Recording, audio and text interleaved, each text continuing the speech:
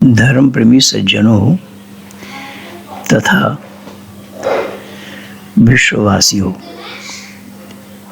आप सब देख रहे हैं, सुन रहे हैं, हमारे शिष्य मंडलियों ने जो ईसाई लोग भारत में हिंदुओं को ईसाई बनाने में लगे हैं, उन लोगों से वार्ता करते हुए उन्होंने ये सत और असत का निर्णय नहीं ले पाए और ना मेरे बताए हुए बच्चों को या सिखाए हुए बच्चों को जवाब दे पा रहे। इससे पहले कई वीडियो आप लोगों ने इस संदर्भ में सुना है। ये गणेश दास जी हैं जो आसाम के रहने वाले हैं और आसाम की एक पास्टर से इनकी बात हो रही है जो उत्तर देने के काबिल नहीं है। और गणेश दास जी ये साफ शब्दों में कह रहे हैं कि मेरा किसी से विरोध नहीं है, मेरा मतलब केवल सत और असत का निर्णय लेना है। जो शाश्वत सत्य सनातन वैदिक धर्म है, जो आदि सृष्टि से है और अंत तक रहेगा, जिसमें परमपिता परमात्मा का मुख्य नाम ओम है, उसी ओम के स्मरण में आना यह मानव मात्र का कर्तव्य है। उन्हीं कर्तव्यों को दर्शाते हुए समस्त आसाम के ईसाइयों से वो कह रहे हैं कि भाई इस तरीके से आप लोग मानव समाज में क्यों वैमनस्यता फैला रहे हैं। आइए ना हम सामने बैठ कर के डिबेट करते हैं, सामने बैठ कर के निर्णय लेते हैं। बाइबल अगर सच्चाई है, बाइबल सत्य है तो सत्य को मान लेंगे, असत को मानना होगा। और यही बात मैं कुरान वालों से भी कह रहा हूँ, बौद्धिस्टों से भी कह रहा हूँ कि आप तीनों, विशेषकर वर्तमान समय में भारतवर्ष के अंदर में तीनों ही उद्यम मचा रहे हैं और तीनों ही सच होने का दावा कर रहे हैं और सच के नज़दीक आने के लिए तैयार नहीं है। वह सच का निर्णय तो करना पड़ेगा पहले, सच कहाँ है, किनके पास है, और जिनका सच हो वो मानव मात्र के लिए मान्य होगा।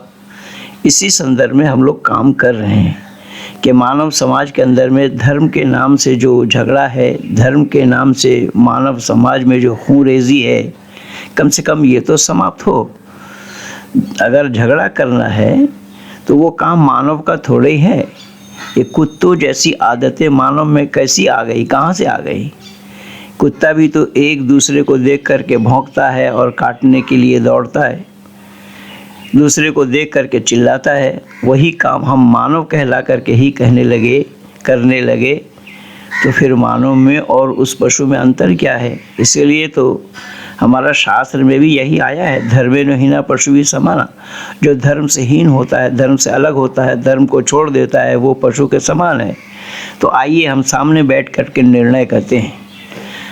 जो आप सच होने का दावा कर रहे हैं, चाहे वो कुरान वाला हो, चाहे वो बाइबल वाला हो, चाहे वो त्रिपिटक वाला हो, जो तीनों सच का दावा कर रहे हैं, हम सामने बैठ कर के निर्णय लें कि सच किनका है। जिनका सच होगा वही मानव मात्र के लिए मान्य होगा। अलग अलग मानव समाज में धर्म के नाम से दुकानदारी चलना बिल्कुल बंद होना चाहिए। इसी संदर्भ में गणेश दास जी यहाँ बोल रहे हैं, आप लोग ध्यानपूर्वक सुनिएगा। यद्यपि बोल रहे हैं वो आसामीज़ भाषा में, कोई कठिन भाषा नहीं है, आसामीज़ और बंगला मिलता जुलता ही है।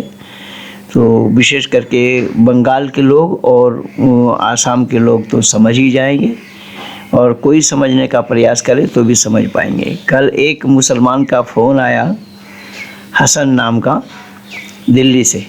उनसे मेरी क्या वार्ता हुई है वो भी मैं अंतिम में आप लोगों को सुना रहा हूँ इसी वीडियो के माध्यम से।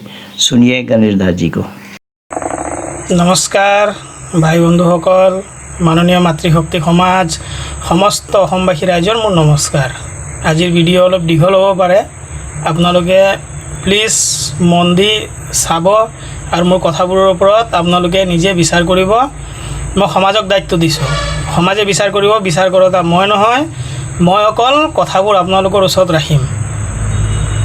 আমি কাৰো গ্ৰন্থক কোনো সমাজক আমি নিন্দা নকৰোঁ। আমি সদায় দিন এটা কথাই কওঁ, ঈশ্বৰৰ প্ৰাৰ্থনা হওক, পৰম পিতা ওম। যোনজন সত্য তেওঁৰ প্ৰাৰ্থনা হওক, যোনজন ডুপ্লিকেট তেওঁৰ প্ৰাৰ্থনা নহওক, তেওঁৰতো আমি বিৰোধ কৰিমেই। আজি আমাৰ মানৱ সমাজক ধৰ্ম লৈ গোটেই দিগ্ভ্ৰমিত হৈ আজি চাওক কি হোৱা নাই, কিমান হিন্দু খ্ৰীষ্টিয়ান হৈ গৈছে, মুছলমান হৈ গৈছে, কিন্তু আমি সেইবোৰ চাবলৈ গৈছোঁ কেতিয়াও যোৱা নাই। আজি যেতিয়া আমাৰ হাতত তথ্য আহিছে, সেইটোৰ কাৰণে আমি মানৱ সমাজৰ ওচৰত দিবলৈ গৈ আছোঁ। বিচাৰ আপোনালোকে কৰিব, মই নকৰোঁ। কথা হ'ল কি, আজি ধৰ্ম বস্তুটো মানৱ মাত্ৰৰ কাৰণে এটা হয়, 10টা নহয়। আৰু ধৰ্মক যদি আপুনি চাবলৈ খোজে, ধৰ্মক জানিবলৈ খোজে, একমাত্ৰ বেদৰ পৰা জানিব পাৰিব। কেলে বেদৰ প্ৰথম বাণীতে কৈ দিছে, য়থে মাম বাচাম কল্যাণী মা বাদানী জনেভ্যা। এই কল্যাণী বাণী সমস্ত মানৱ মাত্ৰৰ কাৰণে হয়।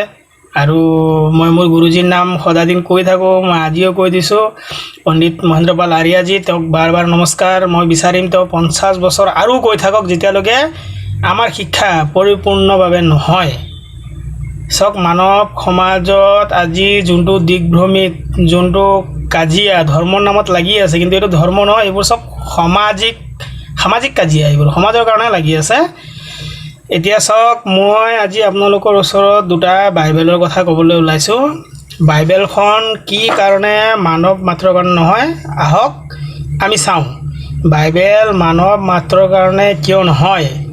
ঈশ্বৰৰ জ্ঞান মানৱ মাত্ৰৰ কাৰণে এটা হ'ব, কেতিয়াও 10টা নহয়। আৰু চাওক, বাইবেল 50টা ভাৰ্চন আছে। কমচে কম কেথলিকৰ বাইবেল বেলেগ, প্ৰটেষ্টেণ্টৰ বাইবেল বেলেগ 50টা জ্ঞান আহিছে। কোনটো সত্য আপুনি কেনেকুৱা ধৰিব? কোনটো সত্য? বাইবেল যদি সত্যই হয়, 2 বছৰ পূৰ্বে, এবছৰ পূৰ্বে অহা ঈশ্বৰ যদি সত্যই হয়, আমাৰ আদিৰ সৃষ্টিত যোনটো আমাৰ ঋষি মুনিৰ মুখাৰ বিনৰ পৰা জ্ঞান আহিছিলে, সেইখন আমাৰ ভাৰতৰ পৰা আজি নাইকিয়া হৈ গৈ আছে। কি কাৰণে? কোনোতো দলিল দিব নোৱাৰে মই যে জন্মগত খ্ৰীষ্টান বুলি, মই জন্মগত মুছলমান বুলি। আজি কি কাৰণে খ্ৰীষ্টান হৈ আছে? খ্ৰীষ্টান ক'ৰ পৰা আহিছে? চব মানি আছে। সেইটোৰ কাৰণে মই খ্ৰীষ্টিয়ানিটিৰ ওপৰত দুটা কথা বাইবেলৰ ওপৰত ক'বলৈ ওলাইছোঁ। প্লিজ আপোনালোকে নিজে বিচাৰ কৰিব, মোৰ কথা নহয়। যদি বাইবেলত নাথাকে এইবোৰ কথা, তাৰ দায়ী মই হয়। সেইটোৰ বিচাৰ সমাজে কৰিব মোৰ ওপৰত। চাওক, বাইবেল লুকা 19:27 যীশুখ্ৰীষ্টৰ বাণী, যীশুখ্ৰীষ্টই কৈ আছে, কিন্তু সেইবোৰ শত্ৰু যোনে নিবিচাৰে মই তেওঁলোকৰ ওপৰত শাসন কৰোঁ, সেইবোৰ মোৰ ওচৰত আনা আৰু মাৰি কাটি শেষ কৰি দিয়া। যীশুখ্ৰীষ্টই কৈছে। কি কাৰণে মানিম যীশুক? যীশু কি ভাৰতৰ আছিলে? তাৰতো দেউতাৰ কোনো পৰিচয় নাই। তাৰ দেউতাৰ কোনো পৰিচয় আছে? গোটেই বাইবেলে তেওঁ দেউতাৰ পৰিচয় দিয়া নাই। ঈশ্বৰৰ পুত্ৰ বুলি কৈ আছে। কোন নাৰী পুৰুষৰ সংগম নোহোৱাকৈ জন্ম লৈছিলে? ইহোবাই কেনেকুৱা জন্ম দিলে?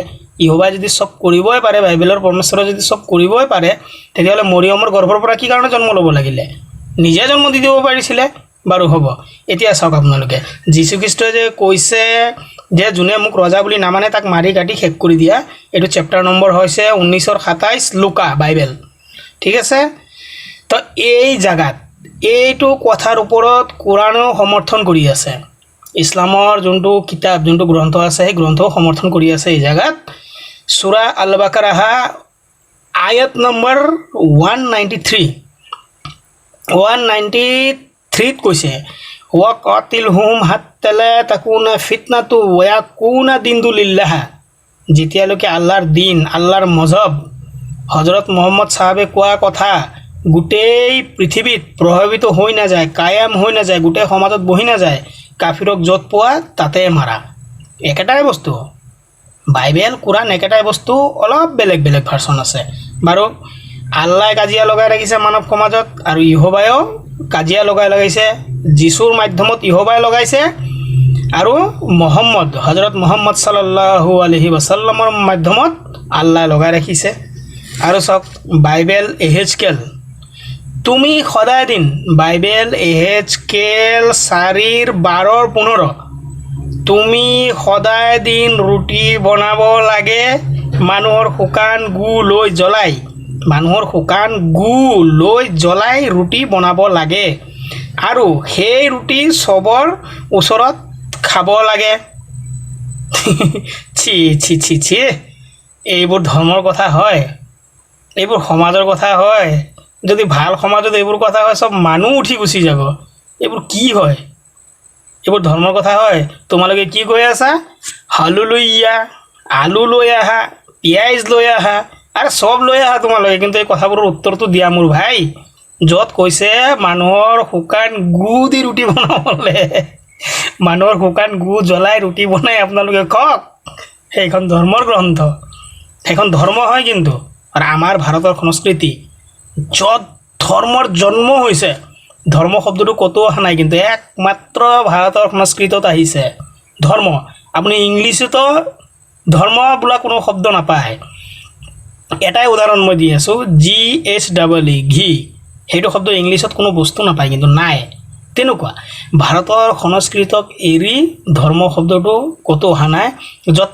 আমাৰ বিদ্বানে আমাৰ গুৰুজী পণ্ডিত মহেন্দ্ৰপাল আৰিয়াজী আমাৰ বিদ্বানে কৈছে ধৰ্মে নহিনা পশু ভি সমানা যাৰ ওচৰত ধৰ্ম নাই তেওঁ পশুৰ সমান আৰু ৰাইজ আপোনালোকে এইফালে মন কৰক এইটো চাওক বাইবেল আইয়ুব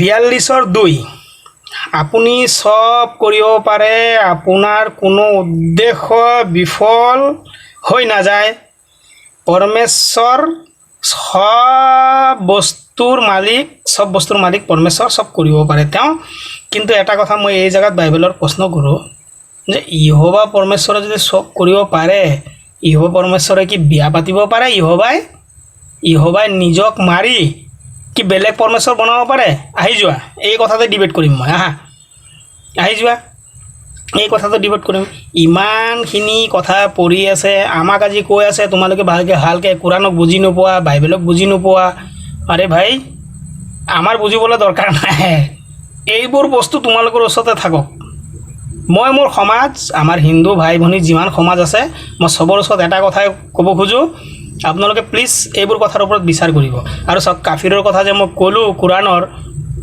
সূৰা আল বাকৰা আয়াত নম্বৰ 193 মানে কাফিৰক মাৰি শেষ কৰি দিয়া আৰু কাফিৰ কোন মই সেইটো আপোনালোকক বুজাই দিছোঁ শুনক কোৰাণ সূৰা আল বাকৰা আয়াত নম্বৰ 98 তাত কি কোৱা আছে মান কানা আদুওয়াল লিল্লাহি ওয়া মালাইকাতিহি ওয়া রুসুলিহি ওয়া জিবরিল ওয়া মিকাইল ফাইনাল্লাহু আদুওয়াল লিল কাফিরিন যোনে জিব্রাইল মিকাইল নামী ফৰিস্তাক নামানে হযরত মুহাম্মদ সাহাবক নামানে আল্লাহক নামানে তেওঁ সব কাফিৰ হয় আমাৰ হিন্দু ভাই ভনী সমাজ মাননীয় মাতৃশক্তি সমাজ আপোনালোকে মানেনে জিব্ৰাইলক মানেনে আমি পূজা দিওঁতে কেতিয়াবা কওঁনে যে ওম জিব্ৰাইলাই নমঃ ওম মিকাইলাই নমঃ ওম আল্লাই নমঃ আমিতো নকওঁ আমি সব কাফিৰ হয় কিন্তু যেতিয়া সংখ্যা বাঢ়িব তেতিয়া মাৰ্কাট হ'ব কিন্তু তেতিয়া মাৰ্কাট হৈ যাব মই কোনো মানে কাৰো সমাজক বিৰোধ কৰা নাই কোনো সমাজৰ ওপৰত মই কোনো কথা কোৱা নাই মই বাছ যোনটো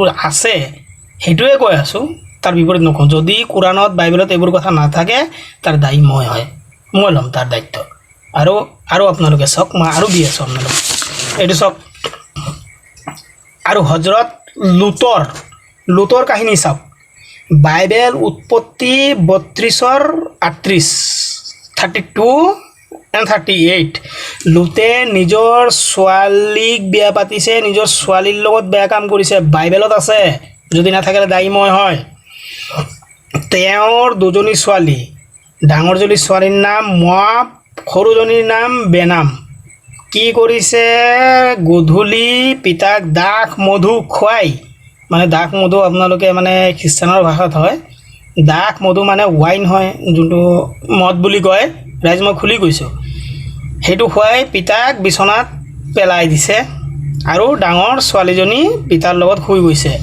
কৈছে আহা ভনী আমি আমাৰ পিতাৰ সন্তান পিতাৰ সমাজক আমি আগুৱাই লৈ যাওঁ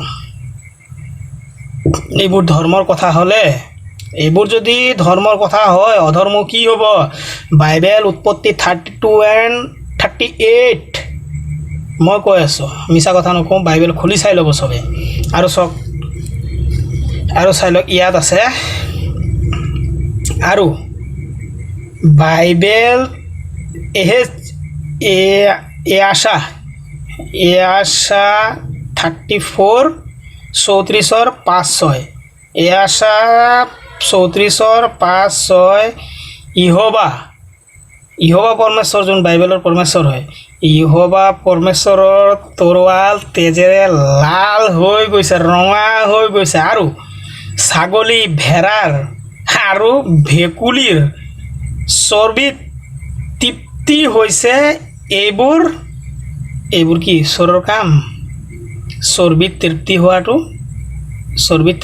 ঈশ্বৰৰ কাম যদি চৰ্বিত তৃপ্তি হোৱাটো ঈশ্বৰৰ কাম হয় সেইজন কেনেকুৱা ঈশ্বৰ হ'ব প্ৰাণী মাত্ৰৰ পিতা কেনেকুৱা হ'ব আমাৰতো কৈছে পালয়তীতা পিতাহ সৰ্বে ভৱন্তু সুখিনঃ সৰ্বে সন্তু নিৰাময়া সৰ্বে ভদ্ৰাণি পশ্যন্তু মা কশ্চিৎ দুখ ভাগ ভৱেৎ হে ঈশ্বৰ সব সুখী হোক কোনো দুখত নাথাকক সব হোক নিৰোগ ভগৱান ধন ধ্যানৰ ভাণ্ডাৰী সব ভদ্ৰভাৱ দেখক সত্যৰ মাৰ্গৰ প্ৰতীক হওক দুখীয়া না কোনো হওক এই সৃষ্টিত প্ৰাণধাৰী মানে আমাৰ হিন্দু মানসিকতা আমাৰ সনাতন ধৰ্মত বুজাইছে যে সৃষ্টিত কোনো প্ৰাণধাৰী জীৱ অসন্তুষ্ট হ'ব নালাগে সব সন্তুষ্ট থাকক ঈশ্বৰে তেনেকুৱাই কৈছে কেলে সব প্ৰাণী মাত্ৰৰ পিতা হয় তেওঁ মাতা পিতা বন্ধু তেওঁ হয় ঈশ্বৰ হয় পৰম পিতা পৰমাত্মা ওম হয় সেইকাৰণে তেওঁ কৈ দিছে যে সৃষ্টিত যিমান প্ৰাণী আছে সবক মৰম কৰিবা সবৰ লগত ভাল থাকিবা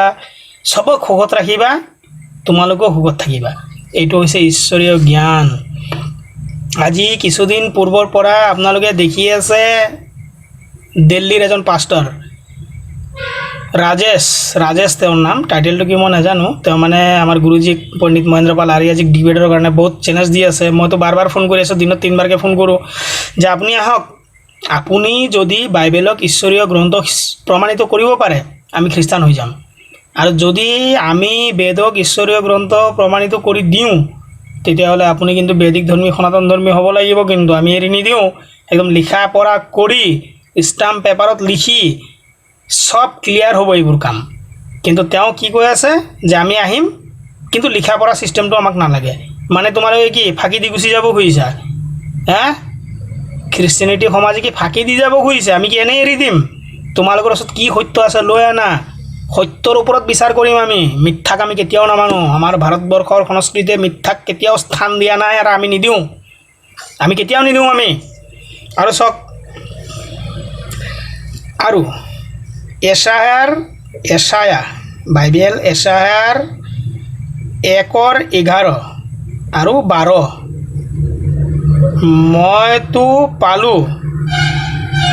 মইতো পালা পশুৰ চৰ্বিৰ পৰা মোৰ বমি আহি আছে বাইবেল এছায়া 1:11 আৰু 12 ইহোবা পৰমেশ্বৰে কৈছে মোৰতো পালা পশুৰ চৰ্বিৰ পৰা মোৰ ঘিণ লাগিছে মোৰ বমি আহি আছে মানে ইহোবা ইমান চৰ্বি খাই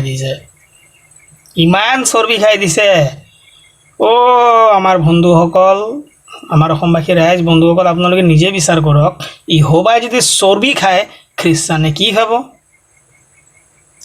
কি খাব আৰে বাদ দিয়া এইবোৰ কথা এইবোৰ যদি ধৰ্মগ্ৰন্থ হয় অধৰ্ম কি হ'ব এইটোতো সামাজিক গ্ৰন্থও নহয় যোনটো সমাজত এইবোৰ হ'ব সেইটো সমাজক বহিষ্কাৰ কৰি দিয়া হয় হৈ যাব কোনো কথা নাই আহক আমি আমাৰ গ্ৰন্থৰ ফালে ঘূৰোঁ আমাৰ গ্ৰন্থততো এটা কথাই কৈ দিছে আমাৰ এটা লাইনত এটা মন্ত্ৰতে আমাৰ বুজাই দিছে যে অৱশ্যম মে ভুক্তব্যম কৃতম কৰ্ম শুভাশুভম ভুগিব লাগিব কৰ্মৰ ফল ভাল আৰু বেয়া তুমি যদি ভাল কৰ্ম কৰিছা ভাল ফল পাবা যদি তুমি বেয়া কৰিছা তুমি ভাল কেতিয়াও নোপোৱা তোমাৰ বেয়াই হ'ব বন্ধুসকল তো মই আজি আপোনালোকৰ ওচৰত এইবোৰ কথা কি কাৰণে ৰাখিছোঁ দিগভ্ৰমিত নহ'ব কোনো চমৎকাৰ কোনো যীশুখ্ৰীষ্টৰ নামত প্ৰাৰ্থনাৰ মাধ্যমত সব ভাল কৰি দিয়ে মই কৈ আছোঁ আপোনালোকে এটাই কথা ক'ব যে প্ৰাৰ্থনাৰ মাধ্যমত পেটৰ বিষ আৰু মূৰৰ বিষ ভাল কৰে মই কেঞ্চাৰৰ পেচেণ্ট এটা দি আছোঁ এজন মানুহৰ এটা হাত নাই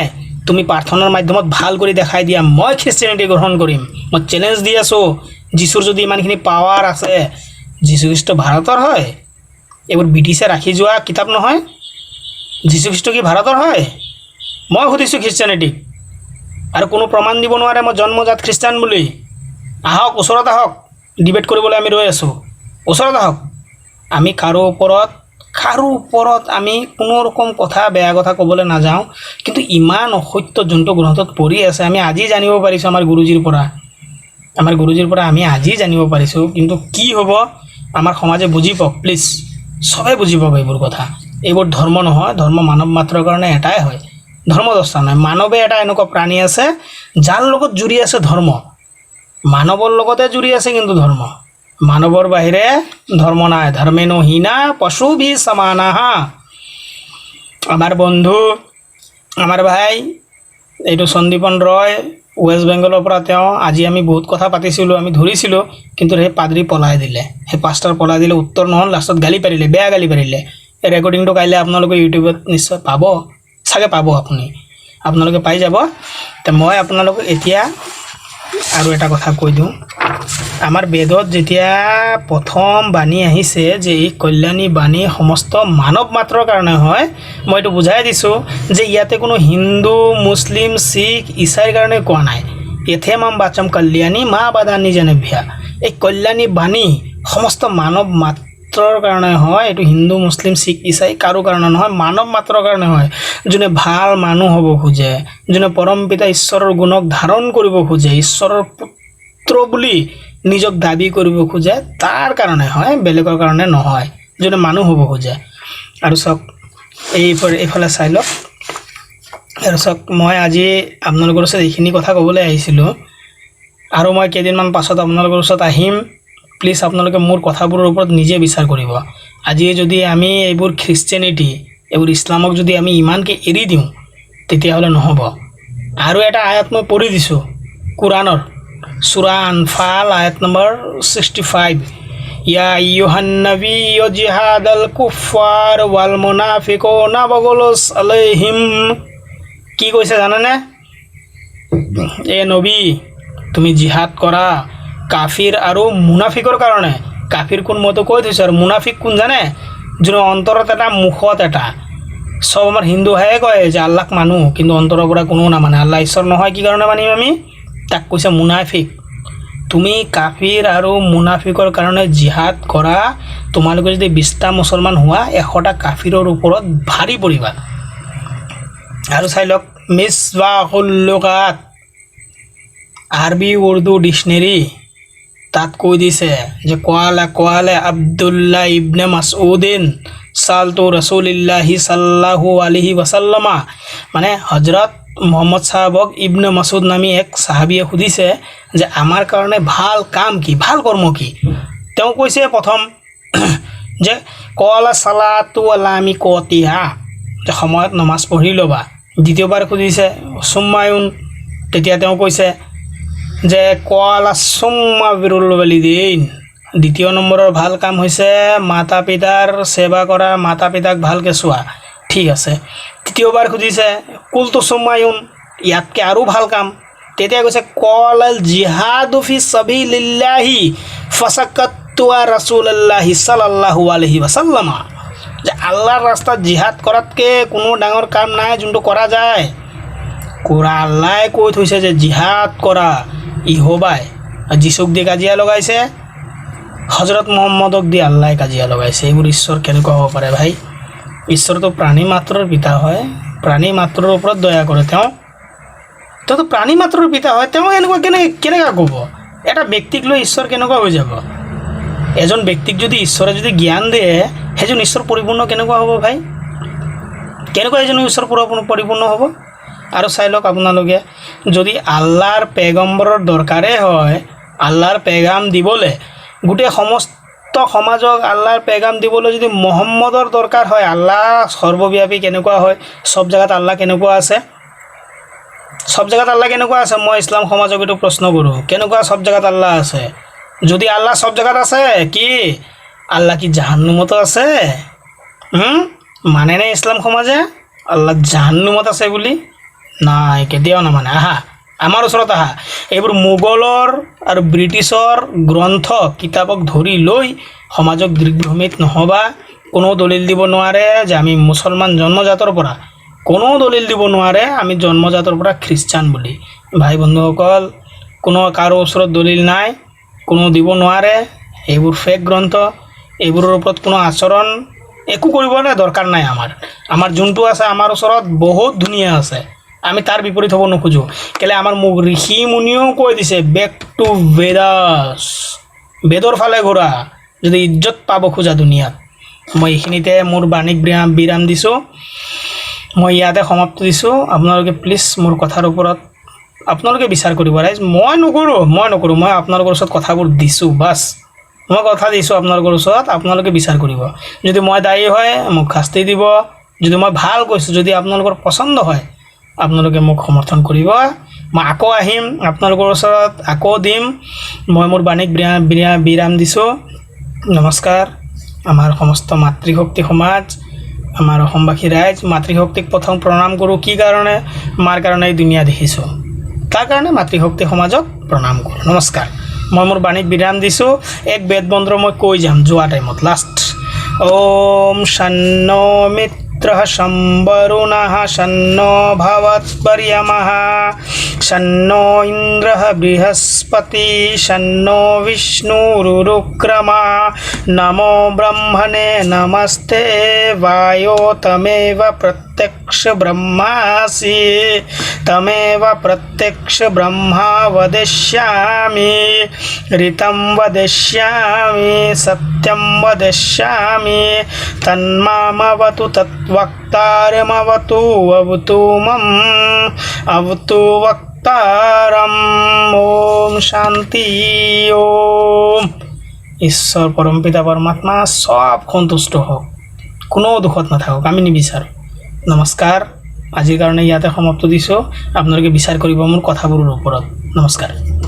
हेलो, हाँ पंडित जी बोल रहे हैं, पंडित महेंद्रपाल जी। जी हाँ, आप कौन? हाँ जी, मैं हसन, आपसे बात हो सकती है जरा? हाँ जी, कौन बोल रहे हैं? हसन अली दिल्ली से। जी जी सर, वो ऐसा आपकी वीडियो देखी थी, कुछ चंद सवाल थे पूछने थे आपसे। हाँ बताइए। कुछ बता पाएंगे अगर आपकी इजाजत हो तो? बोलिए।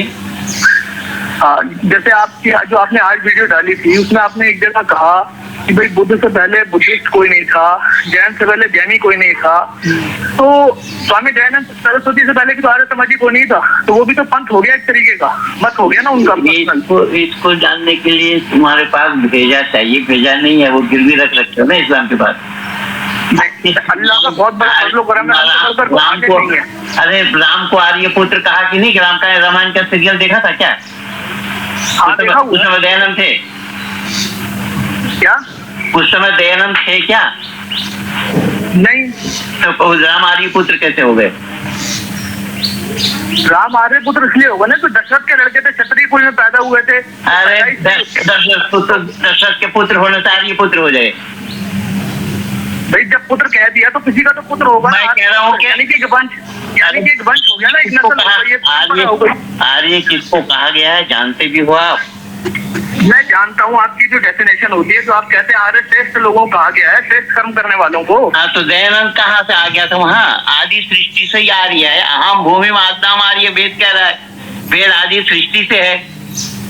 आपने आदि वाली वीडियो में ये बोला ना कि भाई मोहम्मद पहले कुरान बाद में, तो ऐसे ही आदि 4 ऋषि अंगिरा आदि वायु और 4 देव पहले वो है कि वेद बाद में? ये लागू तो आपसे भी होता है, आप इसका क्यों इनकार करते हैं? सामने आकर के आप इसी बात को लेकर के सामने आकर के डिबेट करो, खुली चुनौती है। मैं तो फिर इस पे भी डिबेट करूंगा कि आप पहले मुसलमान थे, आप मैं जो बोल रहा हूँ उसको सुनो। खुली वैसे ही खुली चुनौती है, सामने आकर के डिबेट करो और बाकायदा स्टैम्प पेपर जो मेरा शर्त है, जो बोला हुआ है, जी बिल्कुल पूरा करो। करो तो फिर कल आओ 30,000 कोर्ट में है। वो मैं जानता हूँ, और मैं जानता हूँ जो आपने कहा है स्टैम्प पेपर पे पीसीआर कोर्ट में ग्रेटर नोएडा में, वो मैं जानता हूँ। तो डिबेट आपसे भी करने को तैयार हूँ, संदीपन रॉय से भी करने को तैयार हूँ। आज मेरा भाई तो तैयार है, तो फिर उसी रास्ते में आगे बढ़िए। अच्छा, तो फिर एक बात बता दीजिए, फिर तो शर्तें फिर आप ही के हिसाब से होंगी या कुछ हमारी भी सुनी जाएगी? बिल्कुल। अरे कैसे नहीं सुनी यार, ये डिबेट अकेले में थोड़ा ही होता है। आप भी बोलिए, मैं भी बोलूंगा, अब आपका भी पक्ष रहेगा, मेरा भी पक्ष रहेगा, उस पर ये तो बहुत निर्णायक अच्छी बात मंडल है। होंगे। आपने कहा था कि तर्क को ऋषि कहा गया, ये तो बहुत अच्छी बात है, मुझे बहुत पसंद आई जाती तौर पे। अल्लाह का बड़ा फजलो करम है। ठीक। अब देखिए, ये इस्लाम की नुमाइंदा हैं और ये कह रहे हैं कि आपने तर्क को ऋषि कहा गया है, ये बड़ी अच्छी बात है। भाई इस्लाम में तर्क कहाँ पाएंगे? इस्लाम में तर्क कहाँ पाएंगे? ये इस्लाम में तर्क जायज़ है क्या? वहाँ तो कुल्लु मा जाअ बिहि रसूल मिन इंदिल्लाह कह दिया है कि रसूल ने जो बतलाया अल्लाह के तरफ से उसको बग़ैर छानबीन किए हुए मानो। वहाँ तर्क कहाँ है? इसमें इस्लाम में ये बताया है, कुरान तो सूरह फातिहा के बाद ही सूरह बकर में ही बता दिया गया है, पहला शब्द ही आया है अलिफ लाम मीम के बाद कि ज़ालिकल किताबु ला रैब फीह। कोई शक व शुबा की गुंजाइश नहीं इस किताब के अंदर। अगर उसमें शक हो तो भी नहीं कर सकते। अगर आप बोलेंगे शक कहाँ है, कैसा है, तो मैं एक दो प्रमाण उसमें दे रहा हूँ। और ये देखिए, ये तर्क की कसौटी पर खरा उतर रहा है या नहीं। हज़रत मूसा नाम के एक पैगम्बर थे। हज़रत मूसा ने अपने लाठी को अज़दहा बना दिया, ये कुरान कह रहा है। सूरह आल इमरान में जा कर के देखिए। अच्छा, लाठी का अज़दहा बनना संभव होगा? अज़दहा जो सांप है, सांप की योनि अलग है और लाठी एक निर्जीव है। सांप में चलने फिरने की क्षमता है, अब लाठी का सांप बन जाना ये क्यों और कैसा संभव है? इनको मानना पड़ेगा। ये तर्क के कसौटी पे मान रहे हैं या तर्क में ताला डाल करके मान रहे हैं? दूसरी बात है, वही मूसा के लिए कहा गया है कि मूसा के सैनिकों ने जब पानी पीने के लिए पानी मांगा तो उन्होंने अल्लाह से फरियाद की कि ये यहाँ तो पानी है नहीं, कहाँ पानी मिलेगा? तो अल्लाह ने कहा तुम्हारे हाथ में जो लाठी है इसको, एक पत्थर था उस पत्थर पर मारो। तो पत्थर पर मारने से 12 चश्मा जारी होगा, फवारा निकल पड़े। क्या ये तर्क के कसौटी पर सिद्ध करना संभव होगा? केवल इतना ही नहीं, उसी मूसा ने नदी के ऊपर छड़ी को मारने के लिए अल्लाह ने कहा, और छड़ी के मारने से इनको रास्ता दे दिया, इनको रास्ता मिल गया, नदी के ऊपर से रास्ता बन गया और इनके जो शत्रु थे उसी में डुबोए अल्लाह ने उनको। तो ये तर्क के कसौटी पर ये खरा प्रमाणित कर सकते हैं क्या? तर्क के कसौटी पर ये खरा उतरना संभव है? अब मूसा के लिए देखिए, तो मैं एक दो बता रहा हूँ, कुरान भरा पड़ा है, कुरान में किस्सा कहानी ऐसी भरे पड़े। ईसा के लिए बताया कि ईसा बिन बाप का पैदा हुआ और बचपन में ही, जन्म लेते ही बोलने लगा मेरी माँ सती है। अब वो बचपन से यानी जन्मजात शिशु का बोलना क्या तर्क के कसौटी पर खरा उतरता है? पर इस्लाम वालों को मानना पड़ेगा। क्या तर्क कहाँ है इनके पास? ये तर्क के कसौटी पर बता रहे हैं कि तर्क के कसौटी पर आपने जो बोला वो बहुत सही बात है। भाई तर्क तो हमारे यहाँ है, हमारे यहाँ तो तर्क को ऋषि कहा गया है, तर्क वही ऋषि। हमारे यहाँ तर्क के कसौटी पर जो बात खरा उतरे उसको माना जाए और जो तर्क के कसौटी पर खरा ना उतरे उसको मानना निषेध है। लेकिन आपके यहाँ तर्क मना है। केवल इतना ही नहीं, उसी ईसा को देखिए, ईसा के उसी माँ को अल्लाह आसमान से खाना भेजते रहे, फल फ्रूट भेजते रहे।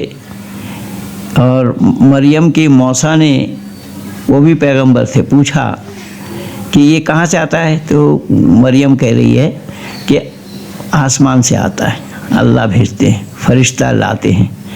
मैं पूछना चाहता हूँ कि वो तो मरियम के लिए खाना आया, लेकिन ईसा जन्म लेते ही क्या वो मरियम वाला खाना खा सकते थे?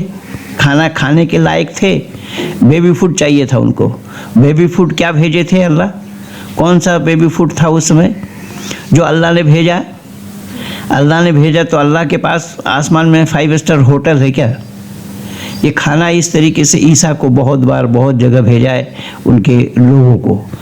अच्छा, ईसा को अंतिम समय में देखिए कि घर का छत फाड़ करके आसमान में उठा लिया। ये बाइबल भी मान रहा है और कुरान भी मान रहा है।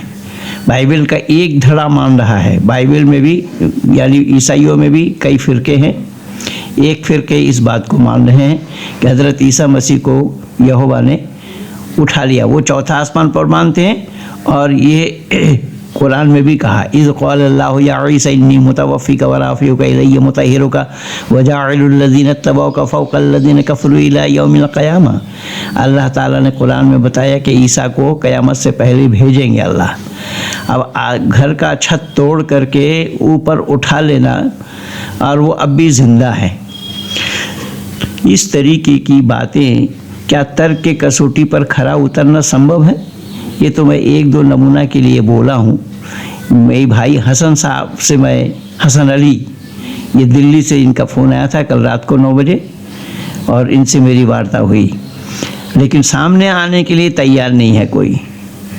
सामने आ कर के निर्णय ले, जनमानस में बताएं कि सही क्या और गलत क्या है, मानव समाज के अंदर में एक सौहार्दपूर्ण वातावरण पैदा हो, इसके लिए पहल किसी की नहीं है।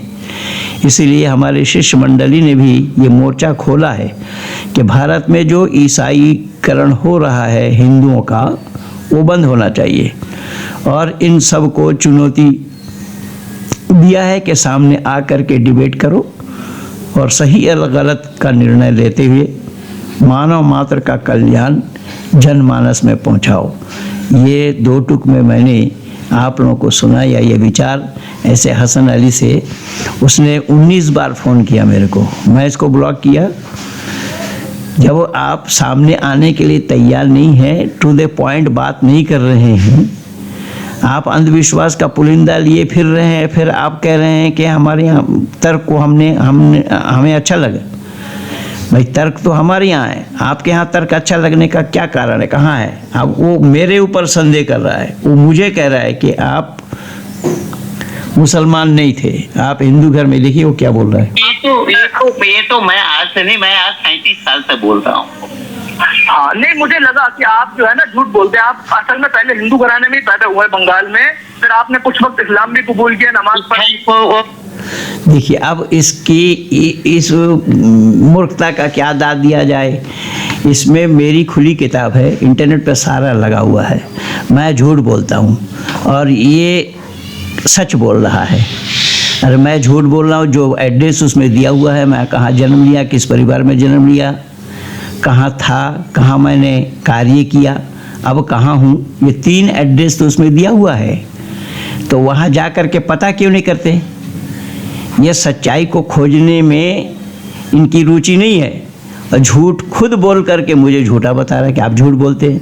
अब ऐसे जाहिलों को क्या कहा जाए? और जाहिल केवल ये नहीं है, ये पूरी कौम ही ये जहालत में भरी पड़ी है। इसीलिए मैं बोल रहा हूँ कि बात करने से पहले सच्चाई को जानो, सच्चाई क्या है, तथ्य क्या है, उसको जानो। उसके बगैर बात किया जाना संभव नहीं है। तो जाहिलों से ही पाला पड़ा है हम लोगों का। अब जाहिलों का पढ़ाना ये बहुत मुश्किल काम है। इसीलिए कई बार मैं सुनाया हूँ आप लोगों को कि वज़िद्दु कुल्लि इम्रिइन मा कान यजहलुहु वल जाहिलून लिअहलिल इल्म आज़ाउ, कि ज़िद करते वो लोग जो नावाकिफ़ होते हैं, इसलिए आलिम आदमी का दुश्मन है जाहिल। तो हमारे शास्त्रकारों ने भी कहा, नीतिकारों ने भी कहा कि उपदेश हो ही मूर्खा नाम प्रकोपये नशंतये पया पानाम भुजंगा नाम केवलम विषवर्धनम, कि मूर्खों को उपदेश देने से उसका गुस्सा बढ़ता है, जैसा सांप को दूध पिलाने के बाद उसका विष बढ़ता है। तो ऐसे संपूर्ण दुनिया के अंदर में ये मूर्ख लोग ही विचरण कर रहे हैं। इन मूर्खता को पहले दूर करना पड़ेगा। इसीलिए ऋषि दयानंद की मान्यता है, आर्य समाज के 8वां नियम में उन्होंने लिखा है, अविद्या का नाश और विद्या की वृद्धि करनी चाहिए। अविद्या का जब तक नाश नहीं कर सकते हम, नहीं हो पाएगा, तो विद्या की वृद्धि नहीं हो पाएगी। इसलिए अविद्या का नाश पहले है और विद्या की वृद्धि बाद में है। जैसा आप लोग देखते होंगे, जो लोग खेती करते हैं तो खेत में घास फूस को पहले निकाल बाहर किया जाता है, उसके बाद अनाज बोते हैं। अब घास फूस वहाँ कोई बोया नहीं था, वो अपने आप ही पैदा हुआ। तो ऐसा ही अविद्या है, अविद्या अपने आप पनपता है। और इस मूर्ख ने बोला कि ऐसा ही आपका एक मत है, जब मोहम्मद से पहले कुरान नहीं था तो अग्नि वायु आदित्य अंगिरा के पहले वेद रही था। हाँ बिल्कुल वेद रही था। अग्नि वायु आदित्य अंगिरा ही तो वेद दिए हैं, दुनिया वालों को सुनाए हैं। इसीलिए उसमें काल में अंतर कहाँ आ रहा है, लेकिन यहाँ काल में अंतर है। मोहम्मद के 52 वर्ष में जा कर के जब नबूवत मिली तब उसके बाद से कुरान आया। वह कुरान एक बार भी नहीं आया, कहीं पहले आसमान पे आया, फिर उसके बाद आहिस्ता आहिस्ता आया, जब जब जब ज़रूरत पड़ी तब तब आया। अरे ये कसौटी, तर्क के कसौटी पे आओ ना, कहाँ आ रहे हो। अग्नि, वायु, आदित्य और अंगिरा का काल वेद का अंतर नहीं है, बिल्कुल अंतर नहीं है, बिल्कुल आगे पीछे नहीं है। जब अग्नि, वायु, आदित्य, अंगिरा आए उसी समय से वेद आया, तो इसमें काल में अंतर कहाँ है। लेकिन बाइबल में देखो, ईसा को देखो, मोहम्मद के देखो, कुरान को देखो, बुद्धिस्ट को देखो और इनके त्रिपिटक को देखो, काल में अंतर है। इसीलिए सब सच्चाई को जानने के लिए भेजा चाहिए। आओ, भेजा में जो गोबर है पहले उसको साफ करो, क्लियर करो उस कूड़ा करकट को, असत को, तभी सत्य का प्रतिपादन करना संभव होगा। इसलिए मैं हारिस सुल्तान को भी बोला था ना कि भाई जो दिमाग में आपने भर रखा है पहले उसको जगह बनाइए, उसको खाली करते हुए। अब वो आत्मा को ही, बुद्धि को आत्मा बता रहा है। आप बताइए ये कैसे जहालत है लोगों में कि बुद्धि अलग चीज़ है, आत्मा अलग चीज़ है। क्या बुद्धि अगर है तो बुद्धि किसकी है, हमारी है, तो हम कौन है। जवाब नहीं है इन लोगों के पास। लेकिन यह हठ धर्मिता, इसका नाम हठ धर्मिता है और यह हठ धर्मिता ही करते हैं। ऋषि दयानंद की मान्यता भी यही है कि इस हठ और दुराग्रह से धरती पर अनेक अनर्थ हुए। तो ऐसा हठ और दुराग्रह को छोड़ें और सत्य को ग्रहण करने में और असत को छोड़ने में सर्वदा उद्यत रहें। इन्हीं शब्दों के साथ मानव समाज में, मानव मात्र के लिए मैं ये सूचना दे रहा हूँ कि एक सौहार्दपूर्ण वातावरण के लिए मानव मात्र का एक धर्म हो, मानव मात्र का एक इष्ट देव परमपिता परमात्मा हो और एक ही ईश्वरीय ग्रंथ वेद हो, तभी मानव का चहुमुखी विकास होना संभव होगा, मानव का कल्याण होना संभव होगा, मानव के अंदर से ये वैमनस्यता समाप्त होना संभव होगा, मानव के अंदर से ये खूंरेजी हटना संभव होगा, मानव समाज में ये धर्म के नाम से जो लड़ाई चल रही है इसका बंद होना संभव होगा। इन्हीं शब्दों के साथ ये वीडियो अगर अच्छी लगे तो लाइक कीजिए, शेयर कीजिए, सब्सक्राइब कीजिए और आइकन बेल दबाना न भूलना, जिससे कि हमारा ये राब्ता आप लोगों के साथ कायम रहे, संपर्क और संबंध बनी रहे।